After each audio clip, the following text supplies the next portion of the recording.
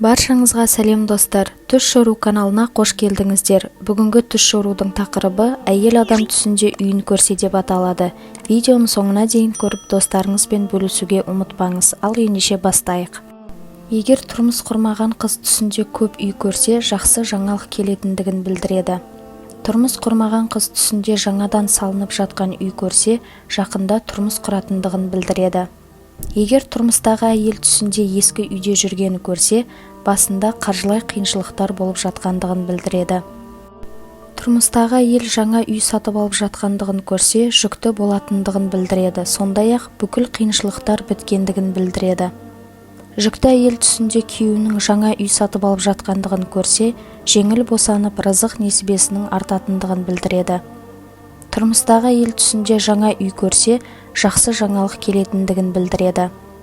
Егер тұрмыстағы әйел түсінде үйін жаңартып жатқандығын көрсе, өмірін жақсартуға тырысып жүргендігін білдіреді. Тұрмыстағы әйел ескі үйінің құлап жатқандығын көрсе, басында қиыншылықтар болып, сол қиыншылықтардан құтылғысы келетіндігін білдіреді. Бойдақ қыз түсінде үйін сатып жатқандығын көрсе, басындағы қиыншылықтардан құтылатындығын білдіреді. Бойдақ қыз түсінде терезе көп үйде жүргендігін көрсе, бақытты болатындығын білдіреді. Жүкті әйел түсінде жаңа үйде жүргендігін көрсе, қыз бала дүниеге әкелетіндігін білдіреді. Жүкті әйел түсінде танымайтын адамның үйінде адасып жүргендігін көрсе, ұлды болатындығын білдіреді.